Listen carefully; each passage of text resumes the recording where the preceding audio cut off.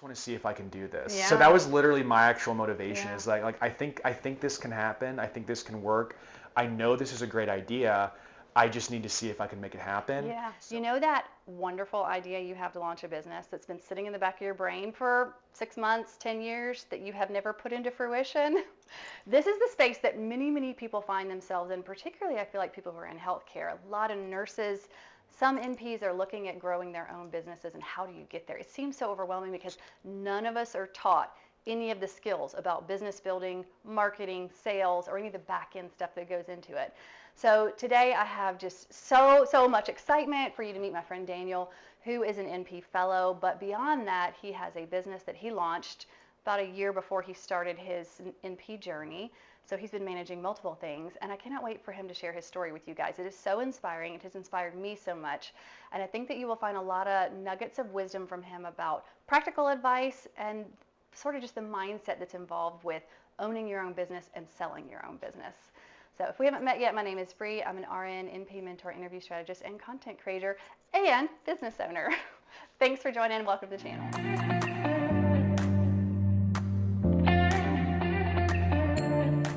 So tell me when you first decided you wanted to launch a business. I actually was inspired by this one podcast. The guy's name is Naval Ravikant, and I found him, it was on a night shift in the middle of the COVID pandemic. It's called How to Get Rich, every episode by Naval. Really him just sharing insanely wise life principles, and then they're all tailored towards being entrepreneurial, starting a business, and not just like big vision, like what to do about it, but like also like who you need to be, and also things you need to consider before you even think about starting a business. I created this business because I was partially inspired and partially just completely frustrated when you have really bad or lousy education. Having really high quality, focused, targeted education is incredibly important, and I think a lot of that has gone by the wayside. And so I was like, what if I could find these experts and create a program and to like just immortalize their content in this video platform, and therefore we could scale it out. First, tell me what your business is. So we, I guess I could describe it easily as it's a healthcare specific education company where we provide either hybrid, either in-person, hybrid, or online courses that help.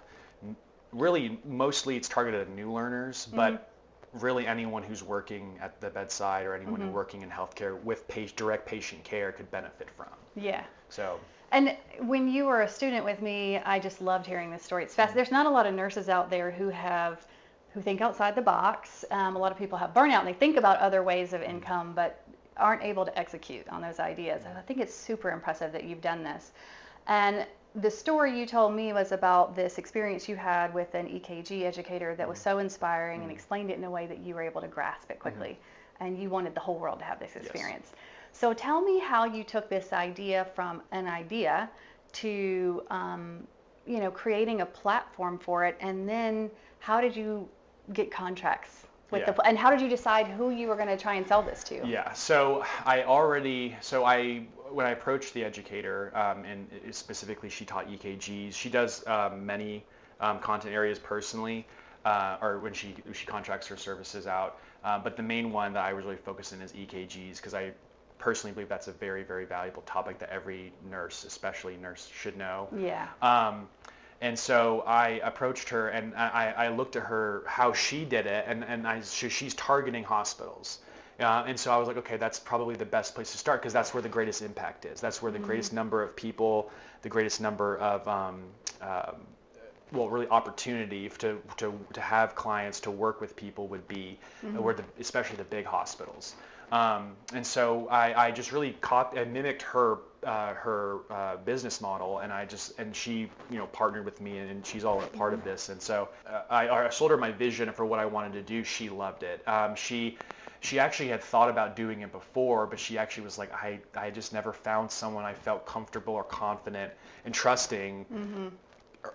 Because it's herself. It's an extension of her. So it's her brand, it's her reputation. Exactly. So she was like, felt comfortable and confident with you and how you wanted to do things. And then so I invested my own time and money into starting this up, and I funded it all on my own to get we rented a professional studio. We got all this whole work. So it's very, very, very high quality, and she was very happy with that because she saw that I didn't just want to go in and make a quick program to get it out there. I wanted to make something on the same sustainable level, something you could scale and move on to a lot of people and grow. And that was the big, someone that was like, I've been working at the bedside for 4 years, and I finally get this. And I was like, so yeah, when you get those moments, you're like, it makes it all worthwhile. So when you get those moments, it's really worth it. But so that's where I was like, I need to solve the bandwidth problem. And then so now, because we have it in an online digital format, it's infinitely scalable. Like there's literally no limit to the number of people who can access this content, and also no limit to the number of customers who could pay for it. So and also just the infinite potential for learning. To the infinite, like there's literally, like, if every single hospital theoretically wanted this program, we could provide that. I feel like that's the wave of the future. I mean, I have a lot of digital products, obviously, and I actually recently started a membership platform on my website. So it's Zooms, we meet bi-weekly, and I present a lecture that I spend like way too many hours of my week creating. But it's so simple and easy. I mean, you can have as you said, an infinite number of people join you. You have live learning through distance. I feel like this is one of the things that grew out of COVID. We were all distant. We have these new platforms that help keep us connected, and it's easily accessible. You can either join live or you can do it asynchronously later, but it's there for you whenever you need it and when your brain is ready to receive it, rather than on Monday morning at 7 a.m. when you got to show up and you're exhausted from working 2 nights last week, you know? Like, so I feel like I prefer to learn this way. I think a lot of people now prefer to learn this way, and as you said, it's infinitely scalable. It's a great business model. And and also over the pandemic, I think podcasts and online videos and interviews, and I mean, I listen to a lot of podcasts of all kinds of different topics, and like that podcast that I referenced with Naval, I think he made in like 2017 or 2018. And so he did that once, and it's still circulating with tens of millions of views. It's evergreen content. Exactly. So like that's the kind of idea, is like, I want to find like the best people, get their content on a digitized format where it's infinitely scalable, infinitely receivable, and there's infinite learning potential with it, versus having to pay someone to show up every day, sit in a class and just read the same PowerPoint. The monotony is what I think grinds a lot of educators down. For sure. And then in particular, the way I was able to get my first big client, it's actually a Grady Hospital in Atlanta, is that they actually wanted us to come in and it's like a hybrid format where they wanted us to come into the classroom, and they actually wanted that in-person feel where they all funnel into their classroom, but you're still getting the same high quality video every time. And there's no, sorry, I'm not feeling well, hey, I've got a cold, or I'm sick. It's that video we shot 3 or 4 years ago. Right, and it's highly edited, so it's perfect presentation. Yes. Yeah. And so they get, that's what they're getting every time. And it's not like, and still to this day, it's working great. The learning is off the charts.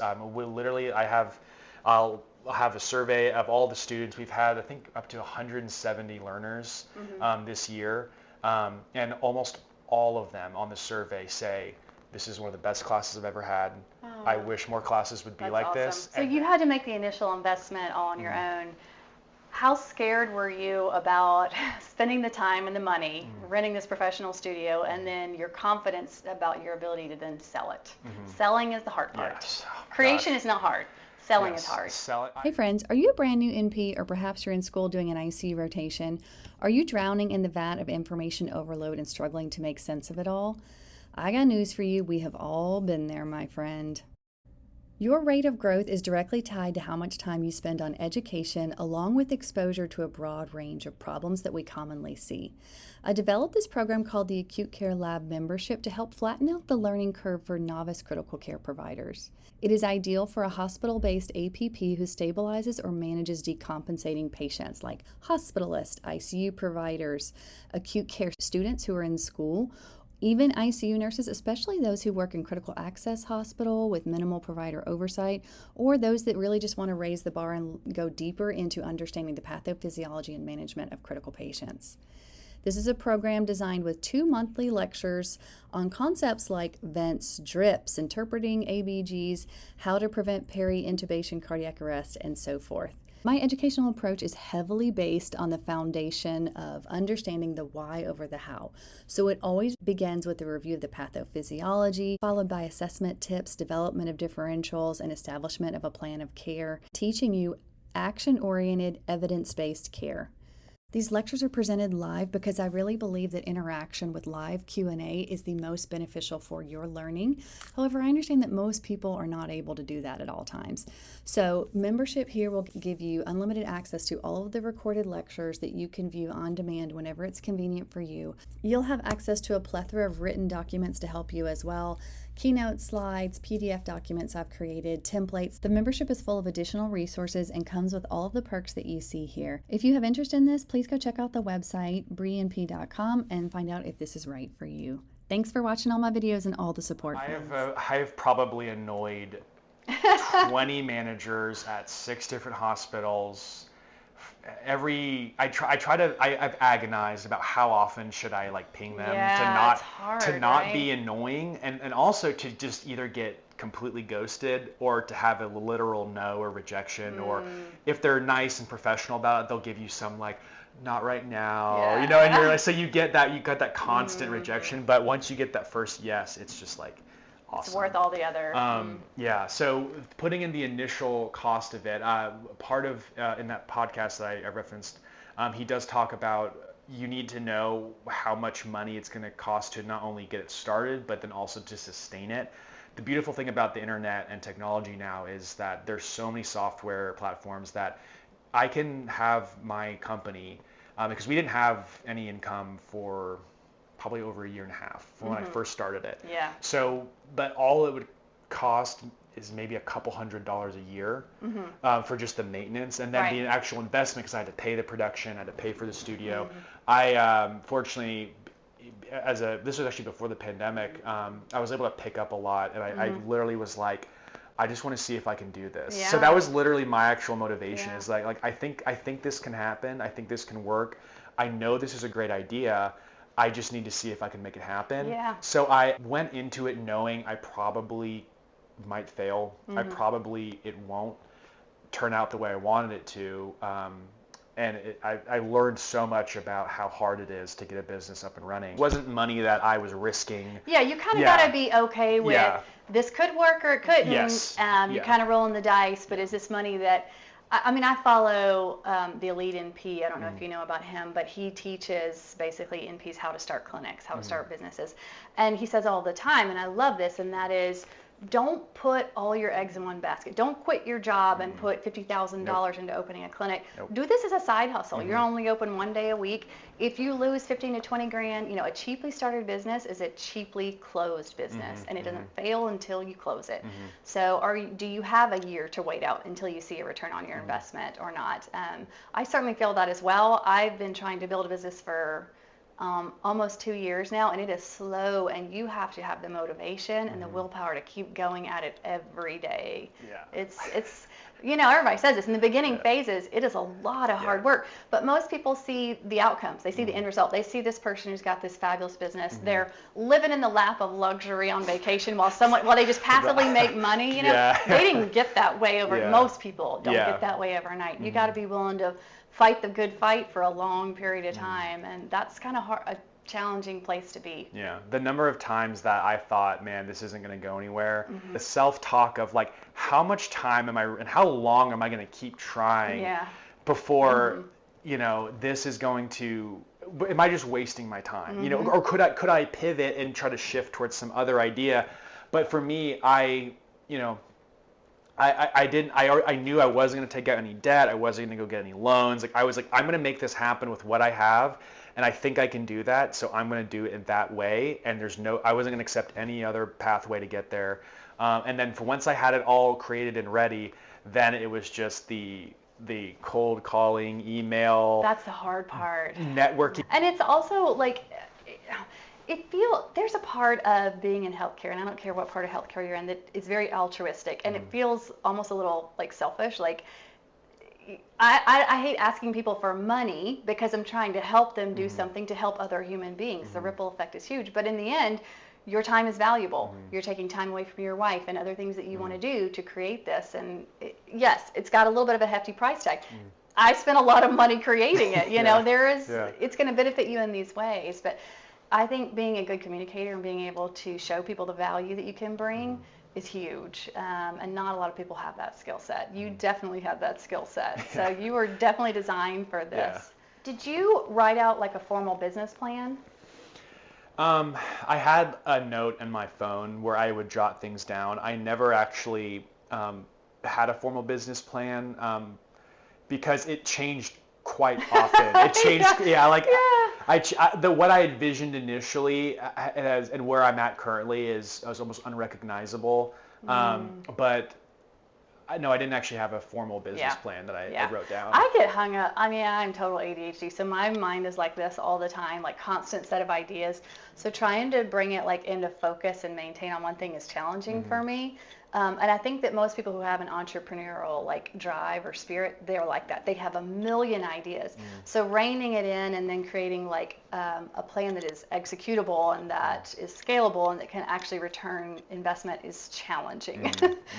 For me, I've written out multiple business plans, and you're right. The initial, like where we end up is not anywhere what I initially planned on. I've actually launched, or not launched, but I've planned for a second business, and I have changed the name 3 times. I'm like, no, maybe we won't do that. Maybe we'll do this. Oh, man, I even agonized over what I wanted my LLC to be. I was like, what is it going to be? Because like I didn't want it to be some like annoying like. But it's kind of I ended on like a safe thing because I figured I'm selling to healthcare. I'm not like Apple or like Microsoft trying to like sell a vision to the world. So just stuff like that. Like you ever think about that? But the hardest part was actually like I got all the yeses from the people who wanted to be involved, but then I was like, wait, I don't even know how to start a business like legally. Like what forms? I was like Googling like forms and like I was looking up like business tax laws and codes, and I was like, oh man, I'm gonna have to learn all that because I wasn't gonna pay for some accounting service, some premium accounting service to do all this, and I was like, I gotta figure this out. Same. For me, building my website for this business, 6 months, but I was too cheap. Like I, unlike you, I didn't want to invest a ton of money because I really wasn't sure if it would take off or not. So I was like, I'll just do it all myself. 6 months to learn, teach myself how to build a website. But you look at the cost of building a website, $3,000 to $5,000. I was like, I'm not spending that. So you either figure it out on your own or you take out a loan or do something. Thankfully, Google is very, very. The free access to like all the information there is out there is staggering. I actually had this quite profound revelation where when I was learning all this stuff, I was like, wow, I've really been using the internet for just the dumbest thing. Once I realized the power of that, I really started like That's focusing. When things took off. Yeah, I started like investing because even if it's just a couple hours a week, or for like if I was working night shift or something, and it was like 3 a.m. and it was like dead quiet and there was nothing happening, my patients are sedated, and of course I was right there. I would just pull up an extra tab and I would just be learning things while I was. And so some people will listen to music or like have a book or something and just have like their attention on the patients. And so if something happens, they can easily just put it down. But I would just have a tab pulled up, like learning like whatever tax code, which is like the weirdest. I actually had a nurse come by one night and was like looking in and was like, what are you reading? I was like, Georgia state tax code. And then she was like, okay, man, whatever. Yeah. Did you launch this on your own, or do you have a business partner? It's not like a formal business partner where we both are named on. I have a very good friend of mine. He's actually another mentor, like a personal mentor of mine, and he's just a really awesome guy, and he's really good with like this tech stuff, and he actually helped make the website. Okay. And he connected me with the videographer who helped me shoot it and then cut it and then edit it, and of course I distributed. That was part of the investment cost, was just paying for their labor and their skills and their knowledge. But I still talk with him pretty often, and but so he's like my unofficial kind of Gotcha. partner Okay. and friend. So, all right. So he helps you out periodically, almost like a 1099 contractor. Yeah. Mm-hmm. And then I also, because of we've expanded this, I actually have another friend of mine who's a nurse, and he helps actually run the classroom environment for me, and I tend So this is kind of almost becoming passive. You're just the person out there securing the contracts. Yes. You're the face. Yes. So I actually have him, and so I've learned. So when we were talking about learning tax code and accounting and the 1099, I was like, oh wow. And pass through entities and all this stuff, and I was like, okay, this is really interesting. And so then once you get that part, you realize, wow, you can really build true wealth effectively. It's the only way to do it, really. If you run an effective business, and if you own an effective business, especially, it's a very powerful wealth tool. You just have to get it going. Yeah, get past that learning curve, figure out a good model that will sell. Like, what do people want? Absolutely. I have 3 1099 employees, and they're all people in my family. Yeah. So I'm starting small, but man, it is powerful. Actually, my daughter's boyfriend is helping me build keynote presentations now. And holy moly, the power of just giving it to someone else is like amazing. Yeah. Learning how to, so this is one thing that's just like completely unrelated, but when you can delegate something to someone, and they take that delegation and do a great job with it, that relationship is so much stronger. Yeah. Because it's like, I can trust you. I know you're going to do a good job. I'm entrusting you with this very important thing that I have. This is my baby. This is my baby. Yeah, exactly. And so the same thing with when I approach the educator, like our relationship, because she's seen what I'm doing with it, and the care and the quality I'm trying to put into it, our relationship got stronger. And then the relationship with my 1099s and just anyone I've worked with, and even just the managers that I've developed relationships with at these hospitals, because they're like, wow, you're really, really passionate about this. We love what you're doing. The feedback we're getting is phenomenal. We actually see an effect on the unit. Yeah. And then one thing I always told myself this, and building wealth and having a business and getting your clients and having revenue and all that stuff is amazing.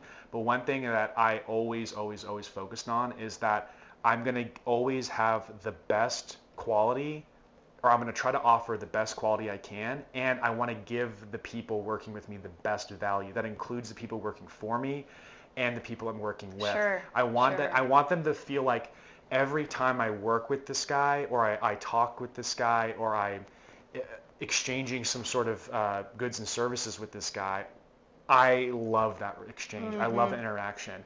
The same concept when every time there's someone that when I listen to them, or if they speak every time I listen, I want that same thing to happen from a business, from a relationship interaction. Because if you do a great job, if you provide something that's high quality, that's invaluable or highly valuable to that person, the money's going to flow, because they're like, I want that. You know, so that relationship will just happen. And I actually was a long time ago, when I was younger, I worked for Chick-fil-A when I was younger, and I was listening to an interview of Truett Cathy. And they were asking him, you could switch your business to this way and look at all the other fast food restaurants. They've made so much money. He's like, I don't care. I want to have the highest quality with the best service, and the money will come. Yeah. And that even means being closed on Sunday. And they're like, that's insane. You can make all this money. And they're like, we don't care. Yeah. We value these things above, and like the money flows. And so I think if people also see that you're leading first with quality, with a value, and I try to get meaning also kind of communicated out whenever I'm talking with these relationships also. When they feel that first, then they don't feel like you're trying to make a quick profit, or you're doing this and or if the money isn't always there at the perfect time, then I'm not gonna come forth with the full force of the value. I think they respond a lot better to that too, because it's more personal, it's more human. Sure. And I think people really value that more than just some sort of transaction. Yeah. Because I don't want this to be a transaction. I truly, genuinely believe that our product is this great thing that will actually help people. And that's not just some sales pitch. Yeah. I genuinely feel that, and even if this grows, and if I do have to have someone manage it, the person managing this will also agree and have that same value. They're not going to be in this to cut the margins down and have a profit margin. Right. And so there has to be profit, because you have to sustain the business and all that stuff, clearly. But I always want to lead first with that. And Yeah, I love that. That's something that I told myself and I sold myself on from the very beginning also. Yeah. So I think that is huge. I think that people people can see your motivations, and people can see that you are genuine in what you're offering them, and it doesn't feel like you're selling a used car. Yeah. You know, and that people will buy into that. Yeah, I never want someone to ever get like, is this guy like bullshitting Yeah. me? Like, I never ever Yeah. ever want that feeling, and so Yeah. I want to be genuine and honest and transparent with everything that I do. Well, I mean, I love your story about what inspired you to open this business. It sort of mimics my own, and that is, you see this need, you see the questions that people ask, or the sticking point that you had in life. You know, for me, it started with mentoring NPs, and it came about because I couldn't finish rounds every day because I got so many questions from people about going back to school. We all have the same fears when it comes to making a change, and for me, that's what led it. It led with, I want to help others because I remember being in that place. And if you sustain that, if I keep that at the core of what I'm doing, it helps me through all of these times. I'm kind of going through a challenging time right now where I am overstrapped on my time, and the time to financial return is struggle sometimes. Yeah. And what motivates you to keep going through those kind of moments? And it has to go back to that value, like what you learned from Jewett it has Kathy. to. These are what your values are. So have you made back your return on investment? After this year, yes. Awesome. Yeah, so I'll Awesome. finally break even personally. The Awesome. company's made revenue, the people working for me have made revenue, and the people, all the financial kind of obligations they've all gotten their full share of it. Okay. But for me personally, or for the company itself, I'll be breaking even. And then what I'll do is, for me, because that's another thing, is like, once you finally get the revenue, you then have to roll that revenue back in to grow it. And so now I'm like, okay, I'm looking to next year. Once I have a little bit more time on my hands, I want to expand it, and I want to find some more educators that share that same kind of set of traits that my first educator has, but in their specific area. And then what I can do is, like, now that I already have one really strong relationship with one hospital and one client, I hopefully can break into other areas. Yeah, and it'll be easier to, because they know the product you offer and the value it brings. I have data. That's another thing. Especially hospitals and healthcare, they always want the data. Yeah, for sure. So now that I have a really strong sample, like my N is almost up to 200, I can sell that. It's a stronger sell than this is a great idea. Yeah, and so that first sale is always the hardest. But then what I can also do is say, hey, we've got this program that we know works. We've copied that exact same format that we know works into these other areas, and we can either sell it as a package or a bundle or individual or however they want it.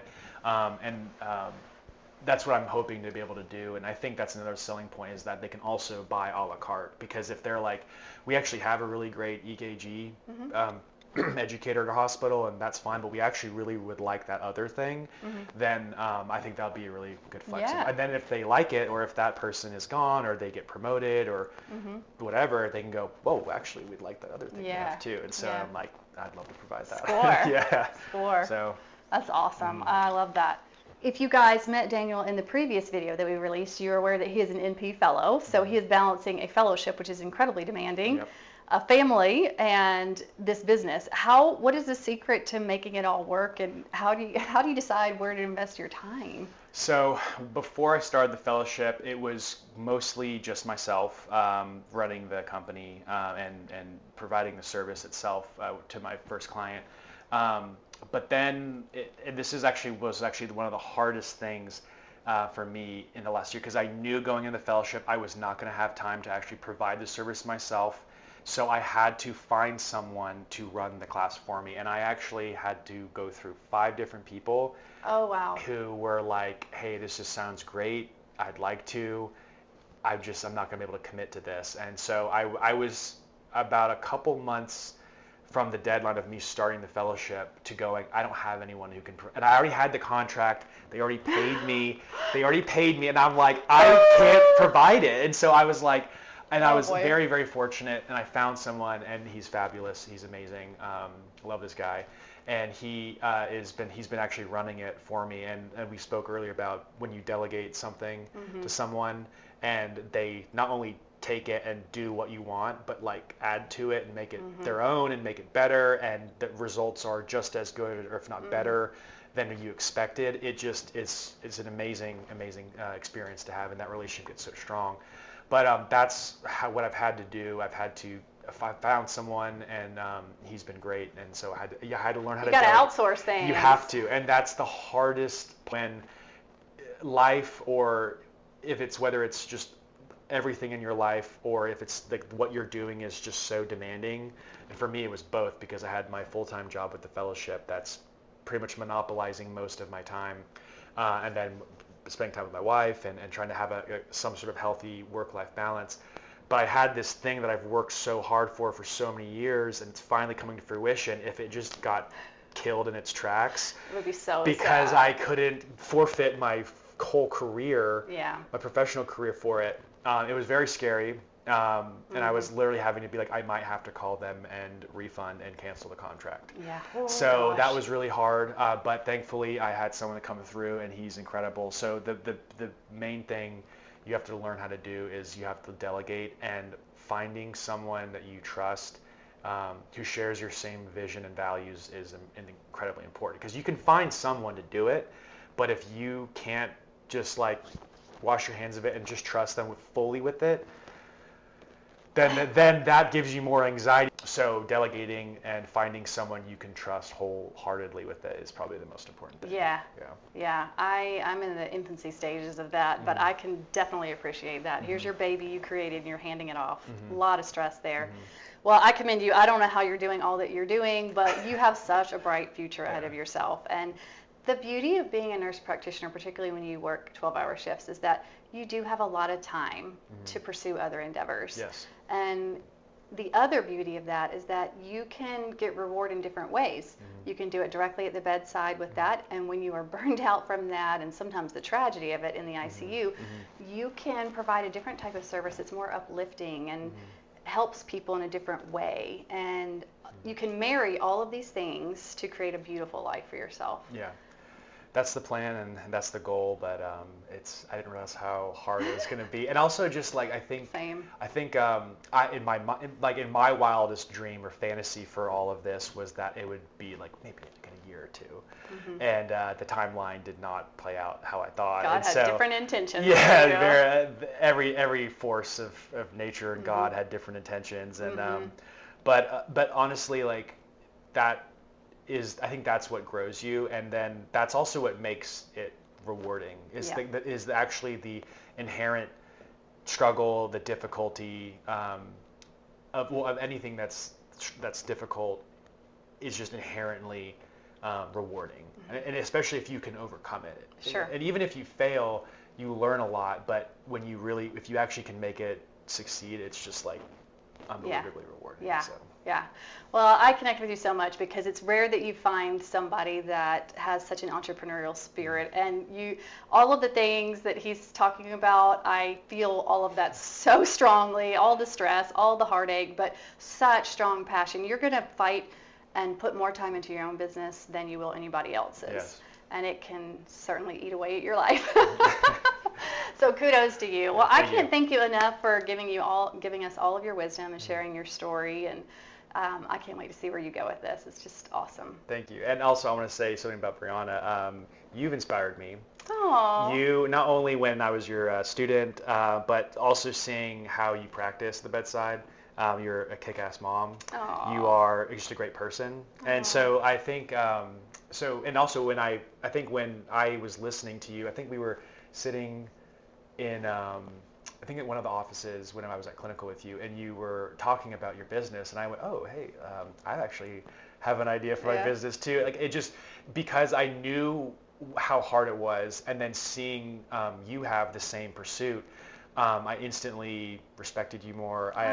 You inspired me, and so I just, if y'all are following her, keep following her. You're gonna learn a lot, and if you want to be an NP, she'll whip you into shape just like she did me. So yeah, it's been great. It's been great working from you, learning from you, and doing this with you, Brianna. And so thanks for having me, and it's been a pleasure being here. Thank you. Yeah.